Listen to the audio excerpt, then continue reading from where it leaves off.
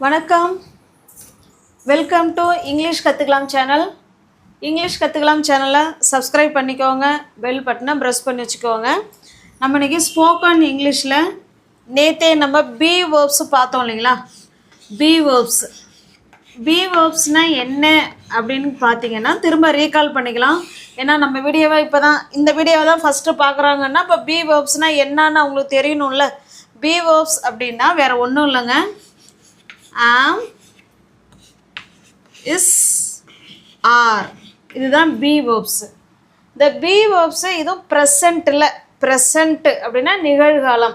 நிகழ்காலத்தில் ஒருத்தவங்க அதாவது சப்ஜெக்டு எப்படி இருக்காங்க, எங்கே இருக்காங்க, என்னவாக இருக்காங்க அப்படின்னு சொல்கிறதுக்கு இந்த பி வேர்ப்ஸு பயன்படும். பி வேர்ப்ஸ் எது? ப்ரெசண்ட்டில் தான். இது பாஸ்ட்டுக்கு பி வேர்ப்ஸு வேறு, வாஸ், வேர், இது பாஸ்ட் டென்ஸுக்கு. ஓகே, இப்போ நம்ம பி வேர்ப்ஸை ப்ரெசன்ட் டென்ஸில் மட்டும்தான் நம்ம அதில் பார்த்துக்கிட்டு இருக்கோம். ப்ரெசண்ட்னா இப்போ, நிகழ்காலம். ஓகேவா? நிகழ்காலம். இப்போ ஆம் எந்த சப்ஜெக்ட் வந்தால் ஆம் வருவாங்க? ஐ. இப்போ ஒரு சப்ஜெக்டு என்னவாக இருக்காங்க அப்படின்னு சொல்கிறோம். இப்போ பாருங்கள், ஐ ஆம் எ போலீஸ். நான் என்னவா இருக்கேன்? போலீஸாக இருக்கேன். ஐ ஆம் எ டீச்சர், ஐ ஆம் எ கார்பெண்டர், ஐ ஆம் எ ஹவுஸ் ஒய்ஃப். இந்த மாதிரி நம்ம என்னவா இருக்கிறோம், இல்லை அவங்க என்னவா இருக்காங்க, இல்லை நாங்கள்லாம் என்னவா இருக்கிறோம், இல்லை அவர்கள் என்னவா இருக்காங்க, அவ என்னவா இருக்கா, இந்த மாதிரி நம்ம என்னவாக இருக்கிறோம் அப்படின்னு சொல்கிறதுக்கு தான் இந்த பி வேர்ப்ஸு பயன்படுது அப்படின்னு நம்ம நேற்று வீடியோவில் பார்த்தோம். இப்போ ஹீ சொல்லாமா? இப்போ ஐக்கு மட்டும்தான் ஆம் வரும். இஸ் யாராருக்கெல்லாம் வருவாங்க அப்படின்னா ஹீ, ஷீ, இட்டு, இவங்க 3 பேருக்கும் வருவாங்க. ஹீ, ஷீ, இட்டு, இந்த 3 சப்ஜெக்டும் வந்தால் அவங்களுக்கு இஸ் வருவாங்க. இப்போ பாருங்கள், ஹீ இஸ் எ டாக்டர். அவர் ஒரு டாக்டர். ஓகே, அவர் என்னவா இருக்கிறாரு? டாக்டராக இருக்கிறாரு. இப்போ அடுத்து ஆர் யாராருக்கு வருவாங்க பாருங்கள்.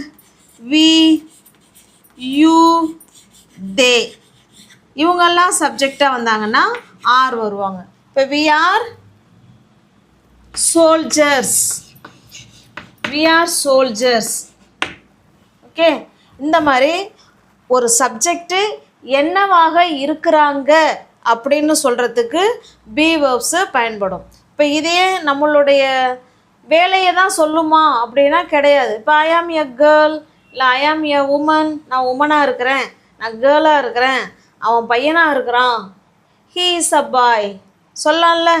He is a man, he is மென்னுக்கு வராது.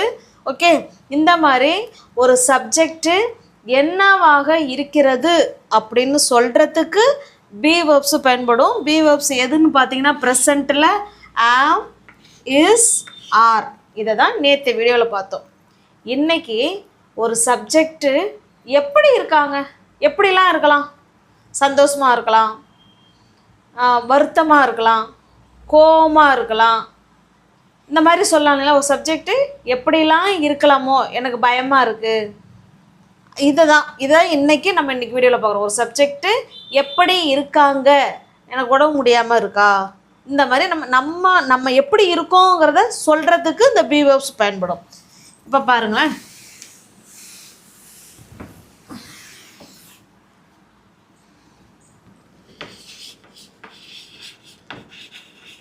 எனக்கு உடல்நிலை சரியில்லை, எனக்கு உடம்பு சரியில்லை அப்படின்னு சொல்லுவோம். அப்போ நான் எப்படி இருக்கேங்கிற கொஸ்டினுக்கு தானே இது. இப்போ நீ எப்படி இருக்க அப்படின்னு நம்மளை கேட்குறாங்கன்னா எனக்கு உடம்பு சரியில்லைப்பா சொல்லுவோம் இல்லைங்களா? அதுதான் அது. இப்போ ஒரு சப்ஜெக்டு எப்படி இருக்காங்கங்கிற கொஸ்டினுக்கு நம்ம பதிலாக சொல்லுவோம் இல்லைங்களா? அப்போ பி வேர்ப்ஸு பயன்படும். இப்போ நேற்று வீடியோவில் நம்ம என்னவாக இருக்கிறோம் அப்படின்னு சொல்கிறதுக்கு பார்த்தோம். இன்றைக்கி ஒரு சப்ஜெக்டு எப்படி இருக்காங்கன்னு சொல்ல போகிறோம். இப்போ நான் எப்படி இருக்கேன்? உடம்பு சரியில்லாமல் இருக்கேன். அப்போ ஐ சப்ஜெக்டாக வரும்போது ஆம் தானே வரணும். ப்ரெசண்ட்டில் இப்போ தான் நான் உடம்பு சரியில்லாமல் இருக்கேன். ஐ ஆம் இல், ஐ ஆம் இல் சொல்லலாம், இல்லைன்னா ஐ ஆம் சிக் சொல்லலாம், என்ன வேணாலும் சொல்லலாம். ஐ ஆம் இல் இல்லை ஐ ஆம் சிக், எனக்கு உடம்பு சரியில்லாமல் நான் இருக்கிறேன் அப்படின்னு சொல்கிறோம். ஓகே, நெக்ஸ்ட்டு பாருங்கள்.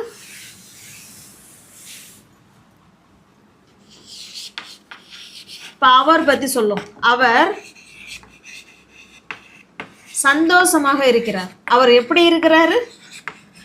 சந்தோஷமாக இருக்கிறார் அப்படின்னு சொல்கிறோம். இப்போ இதை எப்படி சொல்லலாம்? First subject he. ஹீ சப்ஜெக்டாக வந்தால் இஸ் தானே வரணும். அப்போ ஹீ இஸ். அவர் எப்படி இருக்கிறாரு? சந்தோஷமாக இருக்கிறாரு. He is happy. அவர் சந்தோஷமாக இருக்கிறார் அப்படின்னு சொல்லிட்டோம். ஓகே, இப்போ இதே கொஸ்டினாக கேட்கலாமே. எப்படி கேட்கலாம் கொஸ்டினா? அவர் சந்தோஷமாக இருக்கிறாரா, அவர் சந்தோஷமாக இருக்கிறாரா அப்படின்னு கேட்குறதுக்கு இது முன்னாடி வந்துடும், இது பின்னாடி போயிடும். பாருங்கள், is he happy, is he happy, put the question mark. அவ்வளோதான், இது ஸ்டேட்மெண்ட். ஹி இஸ் ஹாப்பி, அவர் சந்தோஷமாக இருக்கிறாரு.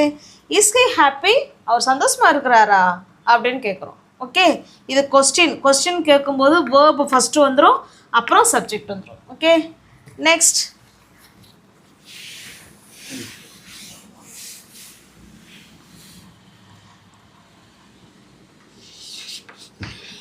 அவர்கள்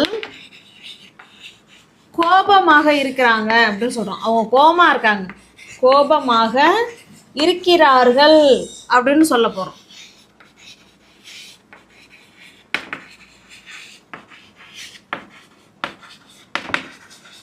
அவர்கள் கோபமாக இருக்கிறார்கள்னு சொல்ல போகிறோம். இதில் யார் சப்ஜெக்டு? தே. அவங்கள பற்றி தானே சொல்கிறோம். தே. தே சப்ஜெக்டாக வந்தால் ஆர் தான் வரணும். They are. அவங்க எப்படி இருக்காங்க? கோபமாக இருக்காங்க. ஆங்க்ரி. They are angry. அவ்வளோதான். அப்போ ஒரு சப்ஜெக்டு எப்படி இருக்காங்க அப்படின்னு சொல்கிறதுக்கு இந்த பி வெர்ப்ஸை பயன்படுத்திக்கலாம். தே ஆர் ஆங்க்ரி, அவங்க கோபமாக இருக்காங்கன்னு சொல்கிறோம். இதே கொஸ்டினாக எப்படி கேட்போம்? இதை முன்னாடி கொண்டு வந்துருங்க. ஆர் தே ஆங்க்ரி, அவங்க கோபமாக இருக்காங்களா அப்படி தானே கேட்போம். ஆர் தே ஆங்க்ரி, அவங்க கோபமாக இருக்காங்களா அப்படின்னு கேட்குறோம். ஓகே,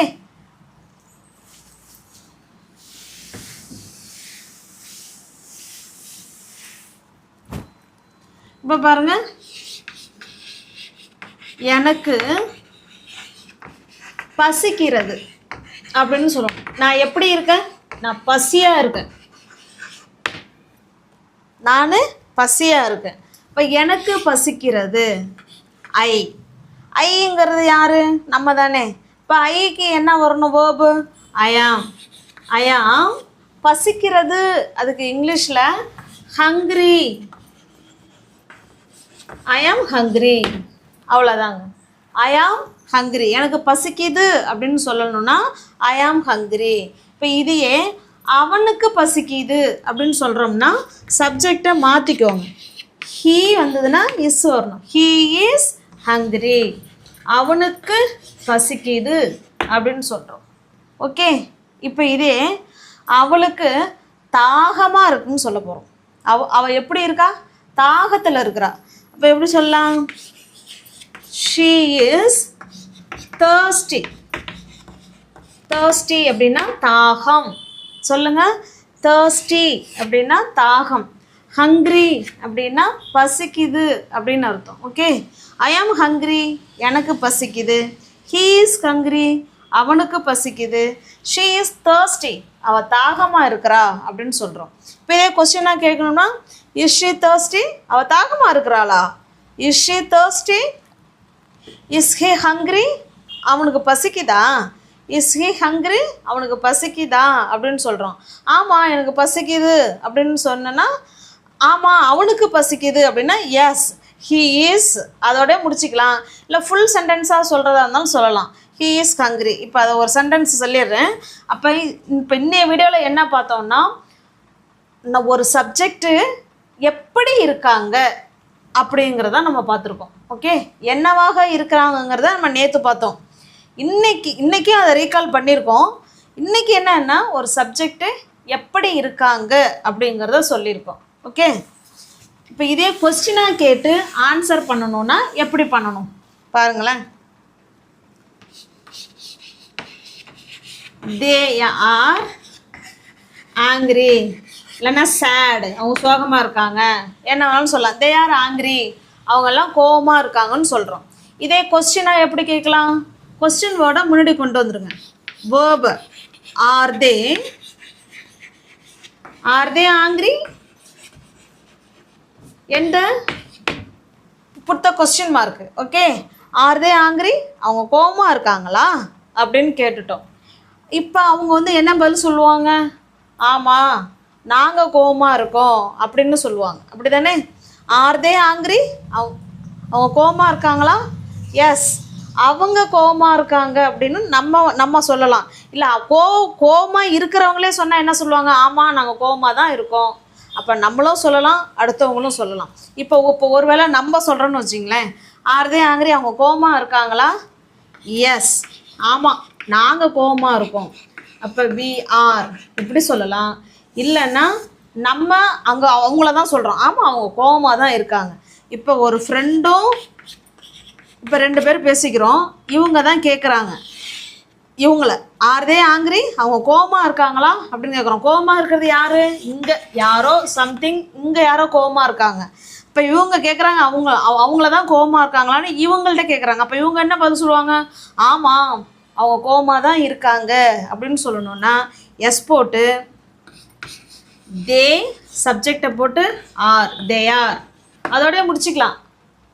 இது வந்து ஷார்ட் ஆன்சர் கரெக்டாக இருக்கும். எஸ், தே ஆர், ஆமாம் அவங்க கோவமாக தான் இருக்காங்க. இல்லை தே ஆர் ஆங்க்ரி அப்படின்னு ஃபுல் ஃபார்மில் நீங்கள் சொன்னாலும் சொல்லிக்கலாம். ஓகே, இப்போ இதுதான் கொஸ்டின்னு, இதுதான் அதுக்குள்ள answer.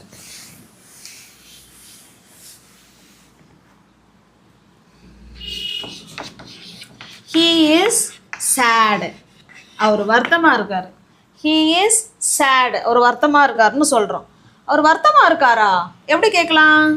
கொஸ்டினா, is he sad, is he sad, அவர் வருத்தமாக இருக்காரா? எஸ், அவர் வருத்தமாக இருக்கார். ஆமாம், அவர் வருத்தமாக இருக்கார். பதில் எப்படி சொல்லலாம்? எஸ், ஹீ இஸ், இதோட முடிச்சுக்கலாம். ஓகே, இது ஸ்டேட்மெண்ட்டு. ஹீ இஸ் சேடு, அவர் வருத்தமாக இருக்கார் அப்படின்னு சொல்லிட்டோம். நம்ம அடுத்த கொஸ்டின் என்ன கேட்குறோம்? அவர் வருத்தமாக இருக்காரா? ஏன் இஸ் ஹீ சேட் அப்படின்னு கேட்குறோம். அடுத்து ஆமாம், அவர் வருத்தமாக தான் இருக்கார். எஸ், ஹீ இஸ் அப்படின்னு சொல்லிட்டோம். ஓகே, அப்போ ஒரு சப்ஜெக்டு என்னவாக இருக்காங்க, எப்படி இருக்காங்க, என்னவாக இருக்காங்கங்கிறது நம்மளுடைய குவாலிஃபிகேஷன், அதை சொல்லிக்கலாம். என்னவாக இருக்கிறோம், எப்படி இருக்கிறோம், அதை தான் இன்றைக்கி பார்த்தோம். எப்படி இருக்கிறோம் அப்படிங்கிறதுக்கு சொல்கிறதுக்கும் பி வெர்ப்ஸ் பயன்படும். அடுத்தது எங்கே இருக்கிறோம், ஒரு சப்ஜெக்டு எங்கே இருக்காங்க, இது 3க்கும் விடையாக வரும் இல்லைங்களா? அதுதான் சொல்கிறதுக்கு தான் பி வெர்ப்ஸ் பயன்படும். அது எப்போ? ப்ரெசண்ட்டில் நம்மளை பற்றி சொல்லணுன்னா நம்ம பி வெர்ப்ஸை பயன்படுத்தி தான் சொல்லணும். Okay, thank you.